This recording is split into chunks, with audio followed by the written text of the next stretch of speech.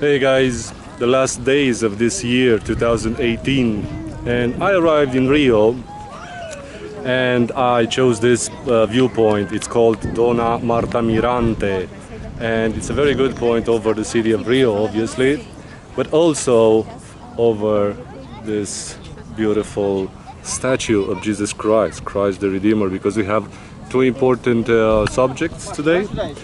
The first one is obviously Rio de Janeiro and its history, but also the history, continuing the history that we started in Ouro Preto, Minas Gerais, at the Inconfidencia, at the late 18th century. But the second point is this one regarding the construction of this amazing statue. I'm gonna try to focusing a little bit closer so you can see it now with the clouds shrouding the entire Corcodova mountain. Corcodova can be translated as hunchback, 7,010 meters above sea level. This statue is 38 meters high and with 8 meters only the pedestal. But what I want to mention and why I'm so glad of being here and be able to point out this very important detail of its construction, because it regards also Romania, my dear country.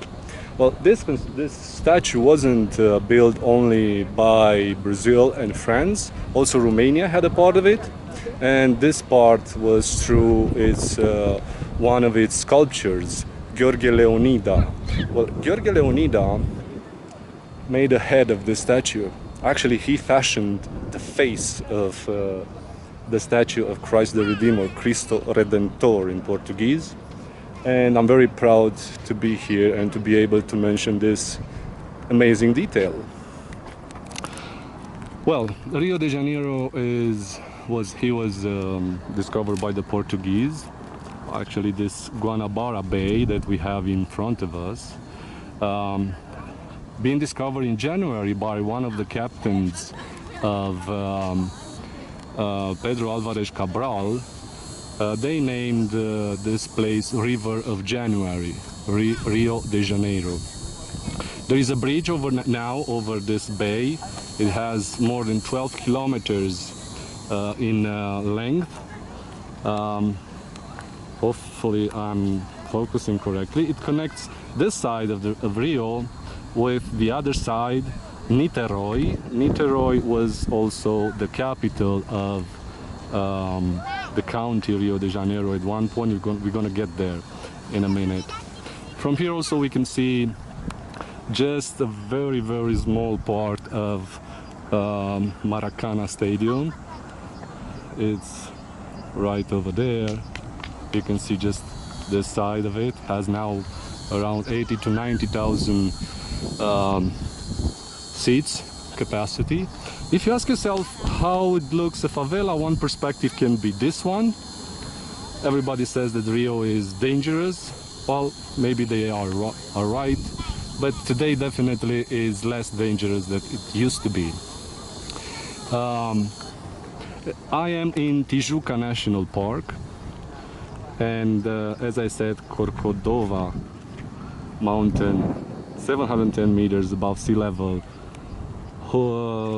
This beautiful statue standing over there, it was constructed 100 years ago.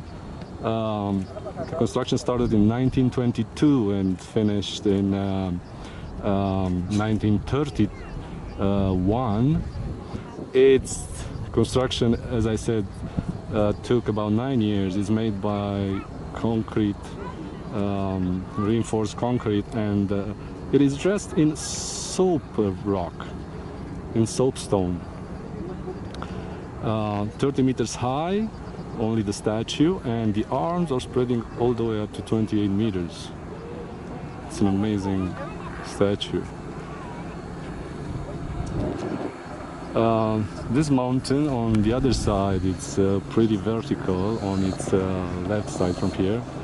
and it has about more than 55 trails for climbing up there.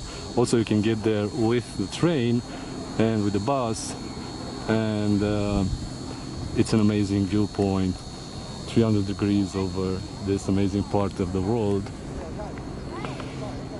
Well, Rio de Janeiro, after 1565, it was established as a city, and this city has a very unique history. After Inconfidencia, while in Europe started the Napoleonic Wars, and the royal court from Lisbon had to flee from Europe, and they came here in Rio and established Rio as the European capital of Kingdom of Portugal. It was capital until for the Portugal Kingdom until 1815, and by 1922, when the War of Independence of Brazil started, it was the capital of this state, and it remained capital until 1960, all the way through all the forms of kingdom that Brazil passed through. In 1960, the capital moved to Brasilia. Now it's a republic, and from here, from Corcodova mountain, if we look in the distance, we can see this lagoon that splits the city of Rio from the famous beaches of Leblon and Ipanema. That's Ipanema beach, and quite over this mountain is Copacabana beach. They pierced these mountains in order to pass easier on the other side. Rio, it's continuing with its huge quarters, a lot of quarters and neighborhoods around here, like Botafogo, Flamengo, Catete, the center, and probably one of the best landmarks of Rio, beside Christ the Redeemer, is the mountain Sugarloaf. Well, the name comes definitely from its shape, and it is visitable. You have many options, trying with the trail next to the Sugarloaf, and then from this side, where you can also reach through the cable car from here, arriving at this first point. From here you can take the cable car all the way up to the mountain Sugarloaf. Amazing view even from there, all over the bay and the surroundings. The Atlantic Ocean is beautiful these days with its colors.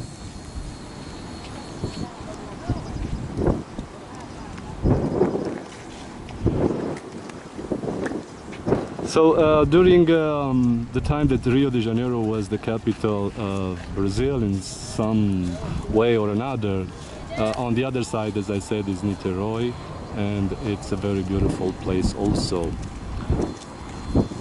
From here, from Rio de Janeiro, lots of other points can be reached.